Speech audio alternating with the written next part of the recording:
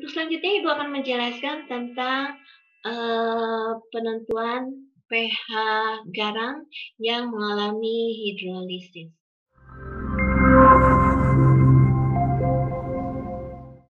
Karena jenis garam ada 3 yang mengalami hidrolisis, jadi Ibu akan jelaskan satu persatu dimulai dari hidrolisis garam yang berasal dari asam lemah dan basa kuat. Ibu ambil contoh garamnya adalah CH3CONA atau natrium asetat. Natrium asetat kalau terionisasi garamnya menjadi CH3COO- ditambah Na+. Kemudian ini anionnya berasal dari asam lemah, maka dia yang mengalami hidrolisis atau bereaksi dengan airnya. Reaksinya adalah CH3COO- ditambah H2O menjadi CH3COOH ditambah OH-. Jadi ini kembali ke asam lemahnya. Nah, karena ini reaksinya kesetimbangan, reaksi hidrolisis garam ini juga memiliki tetapan kesetimbangan. Tetapan kesetimbangannya disebut tetapan hidrolisis dengan notasinya adalah KH, tetapan atau konstanta. Maka kita dapatkan konstanta kesetimbangannya itu adalah konsentrasi CH3COOH sebagai hasil reaksi dikali konsentrasi OH- dibagi reaksinya di sini adalah konsentrasi CH3COO- ditambah konsentrasi H2O. Karena H2O-nya sangat sedikit yang terionisasi, maka ini bisa dianggap diabaikan. Jadi tetapan hidrolisis garamnya adalah konsentrasi CH3COOH dikali konsentrasi OH- dibagi konsentrasi CH3COO-. Nah, karena dari persamaan reaksinya koefisien CH3COOH sama dengan koefisien OH-, maka otomatis ini molnya sama, konsentrasinya juga sama. Maka konsentrasi CH3COOH bisa diganti dengan konsentrasi OH-. Jadi rumusannya seperti ini. Jadi OH-nya kuadrat dibagi konsentrasi CH3COO-. Nanti ini kalau dikali silang, maka kita dapatkan konsentrasi OH- kuadrat sama dengan KH kali konsentrasi CH3COO-. Untuk mencari konsentrasi OH-nya, karena tidak mungkin kuadrat, maka yang ini diakarkan lawannya. Jadi konsentrasi OH- sama dengan akar KH kali konsentrasi CH3COO-. Ini untuk menghitung konsentrasi OH- dalam garam yang diketahui adalah tetapan hidrolisisnya. Rumusan secara umumnya adalah konsentrasi OH- sama dengan akar KH kali konsentrasi garamnya. Dan untuk garam yang anionnya ada 2, seperti di sini barium asetat, CH3COO-nya 2 kali, maka tinggal dikalikan konsentrasi garamnya dikali 2. Ya.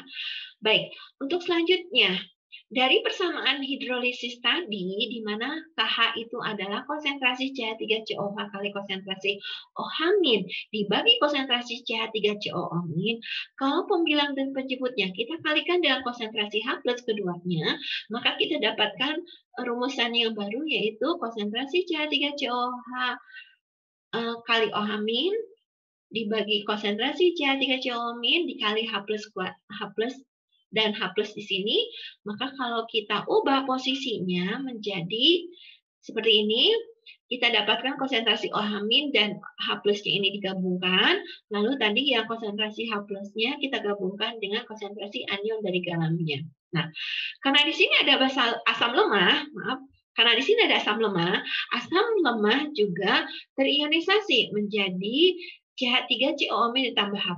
Oh ya, Ibu lupa, ini dianggap sebagai persamaan satu ya, karena nanti mau digabungkan. Oke, kita lanjut ke reaksi ionisasi asam lemah. Asam lemah terionisasi menjadi CH3COO- ditambah H+. Karena dia asam lemah, dia juga mempunyai tetapan kesetimbangannya, yaitu Ka. Ka-nya menjadi CH3COO- dikali konsentrasi H+, dibagi konsentrasi CH3COOH. Nah, sekarang kalau kita bandingkan rumusan Ka asam lemah dengan yang ada di KH, di mana di sini CH3COOH-nya di atas posisinya, sedangkan ini di bawah, maka kalau ini harga Ka, maka yang ini ada sebagai 1/Ka-nya atau kebalikannya. Ya, ini kita anggap sebagai persamaan yang kedua. Lalu karena ini ada konsentrasi OH- dan H+, ini berasal dari reaksi ionisasi air waktu asam ya basa. Jadi reaksi ionisasi air, air terionisasi menjadi ion H+ dan OH-, maka karena dia mengalami kesetimbangan, di air juga memiliki tetapan yang disebut dengan KW, tetapan kesetimbangan air, harganya adalah konsentrasi H+ kali konsentrasi OH-. Ini menjadi persamaan 3. Nah, kalau persamaan 3 dan 2 ini kita gabungkan ke persamaan ke-1, di mana CH3COOH di konsentrasi CH3COOH dibagi konsentrasi CH3COO- kali konsentrasi H+ kita ganti dengan 1/Ka. Lalu ini konsentrasi OH- kali konsentrasi H+-nya diganti dengan Kw, maka kita dapatkan sama dengan KH 1/Ka kali Kw, atau KH sama dengan Kw per Ka.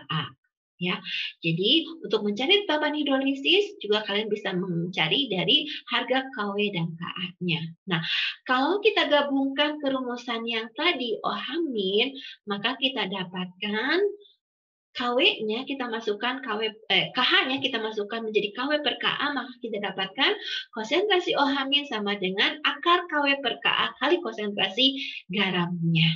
Nah, ini untuk yang anion 1. Kalau untuk yang anionnya 2, maka tinggal dikalikan 2 konsentrasi garamnya. Ini adalah rumusan menghitung pH untuk garam yang berasal dari asam lemah dan basa kuat. Jadi yang kalau kalian cari adalah konsentrasi OH-nya, baru nanti ke pH-nya ya. Nah, sekarang untuk yang garam yang berasal dari asam kuat dengan basa lemah, ini tidak Ibu turunkan lagi, tapi ini sudah jadi satu rumusan secara umumnya adalah seperti ini, konsentrasi H+ sama dengan akar KH kali konsentrasi garam. Dan ini untuk yang anionnya 2 seperti ini, NH42SO4. Berarti kationnya ada 2, maka dikalikan 2 konsentrasi garamnya. Dan tadi kalau kita hubungkan lagi dengan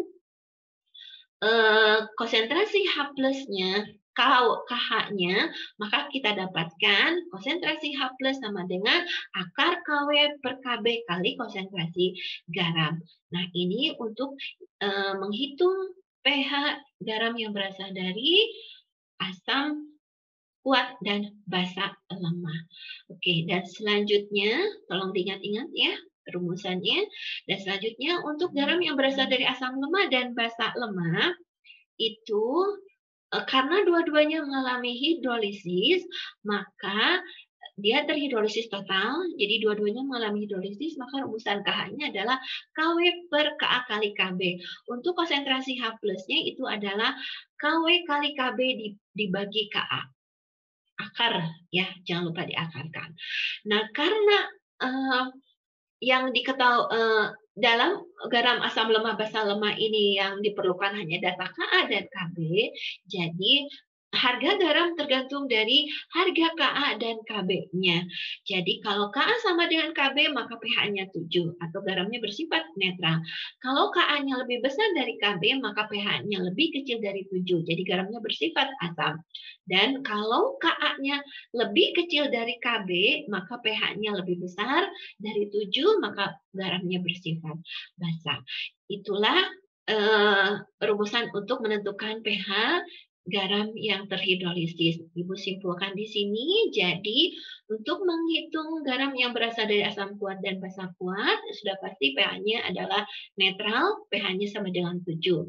Sedangkan untuk asam lemah dan basa kuat, itu adalah konsentrasi OH- akar KW per Ka kali konsentrasi garam. Sedangkan untuk asam kuat basa lemah, itu adalah konsentrasi H+ akar KW per Kb kali konsentrasi garam. Sedangkan untuk garam yang berasal dari asam lemah dan basa lemah, ini rumusnya adalah konsentrasi H+ akar KW kali Ka dibagi Kb. Baik, kita lanjut ke contoh soal. Di sini terdapat 100 ml garam NH4Cl dengan konsentrasinya 0,1 molar. Kemudian diketahui harga Kb-nya juga, kita menghitung berapa pH-nya. Kita seperti biasa diketahui volume garam, kemudian molaritas garam, dan Kb-nya, juga Kw-nya di sini 10⁻⁴. Ditanya adalah pH-nya. Karena ini garamnya berasal dari basa, lemah, dan asam kuat, maka asamnya lebih kuat itu yang menentukan sifatnya. Berarti asamnya pasti berarti garamnya bersifat asam, maaf. Maka pH-nya harus kurang dari 7. Oke. Untuk menghitung berapa pH garam berasal dari basa lemah asam kuat, maka kita harus cari konsentrasi H plusnya itu adalah akar KW per KB kali konsentrasi garam. KW-nya diketahui 10 pangkat min 14, KB-nya 10 pangkat min 5, kemudian garamnya 0,1, maka 0,1 kita ubah menjadi 10 pangkat min 1, maka didapatlah rumus seperti ini. Kamu tinggal menghitungnya adalah 14 dikurangi 5 ditambah 1. Kita dapatkan 10 pangkat min 10. Akarnya, maka H plusnya adalah 10 pangkat min 5. Selanjutnya, menghitung pH-nya adalah menggunakan pH sama dengan min log H plus. Berarti di sini min log konsentrasi 10 pangkat min 5, maka pH-nya adalah sama dengan 5. Jadi sesuai dengan di sini, karena asam kuat yang dominan, maka garamnya bersifat asam, juga ditunjukkan oleh pH-nya sama dengan 5. Contoh soal selanjutnya, di sini ada garam CH3COO 2 kali Ba atau barium asetat dengan konsentrasinya juga diketahui dan harga A-nya juga diketahui ya. Di sini volume garamnya 100 ml yang diketahuinya, kemudian molaritasnya 0,1 molar, kemudian Ka-nya CH3COH yaitu 2 kali 10 pangkat min 5 dan ini KW-nya ada 10 pangkat min 14. Maka ditanya pH-nya, lalu ini garamnya berasal dari basa kuat dan asam lemah, maka basa kuat yang lebih dominan di sini yang menentukan sifatnya, maka pasti garamnya bersifat basa. Baik, menentukan pH garam yang berasal dari basa kuat dan asam lemah, berarti kamu harus cari berapa konsentrasi OH-nya. Karena dari reaksi hidrolisisnya dihasilkan konsentrasi OH- ya. Konsentrasi OH-nya itu adalah KW per Ka kali 2 kali konsentrasi garam. Kenapa? Karena di sini anionnya ada 2. Ya, kita masukkan harga KW-nya 10 pangkat min 14, kemudian KB-nya 2 kali 10 pangkat min 5, dan garamnya 2 kali 0,1 atau 2 kali 10 pangkat min 1. 2 di sini dicoret, jadi kita dapatkan 10 pangkat min 14 kali 10 pangkat min 5 dibagi 10 pangkat min 5 dikali 10 pangkat min 1 atau 14 dikurangi 5 ditambah 1 didapat 10 pangkat min 10. Jadi konsentrasi OH-nya adalah 10 pangkat min 5. Maka untuk mencari pH-nya kita cari pOH-nya dulu. pOH sama dengan min log OH min, jadi min log 10 pangkat min 5 maka pOH-nya 5, maka pH-nya adalah 14 min pOH atau 14 dikurangi 5 maka kita dapatkan pH-nya sama dengan 9. Jadi sesuai dengan prediksi bahwa garam ini bersifat basa, ditunjukkan oleh perhitungan ternyata diperoleh pH-nya lebih besar dari 7. Oke, contoh selanjutnya.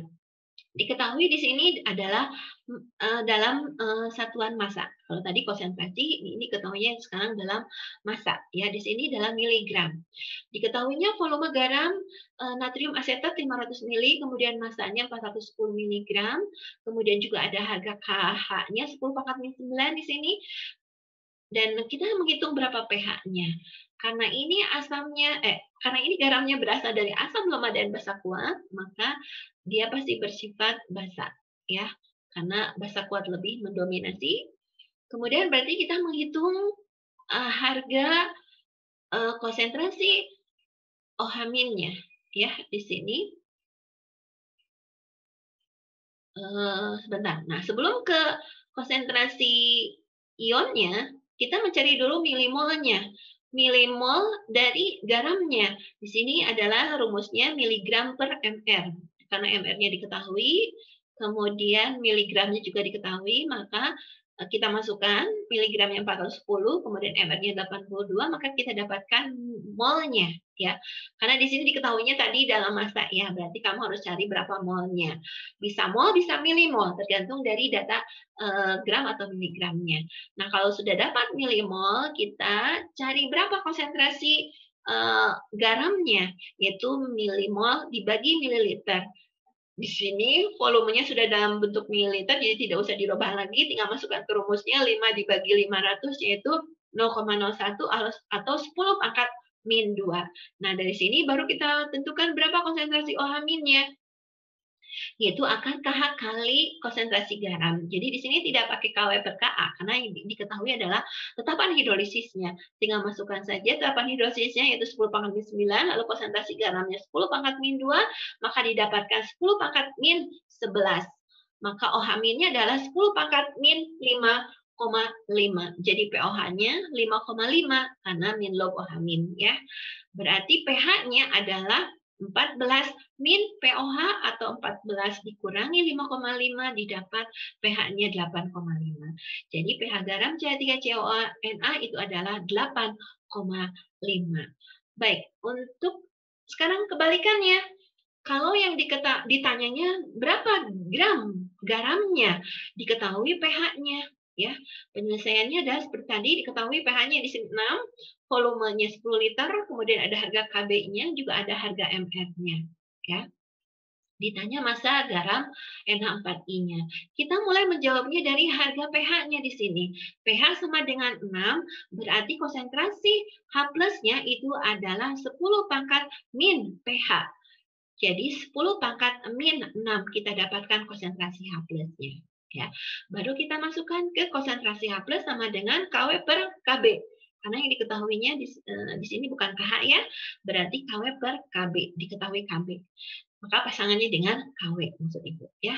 Kemudian kita masukkan konsentrasi H+-nya ada 10 pangkat min 6, lalu KW-nya 10 pangkat min 14 dan KB-nya 10 pangkat min 5. Kita cari konsentrasi garamnya. Nah, untuk menghilangkan akarnya, maka yang ruas kirinya dikalikan, dikuadratkan ya.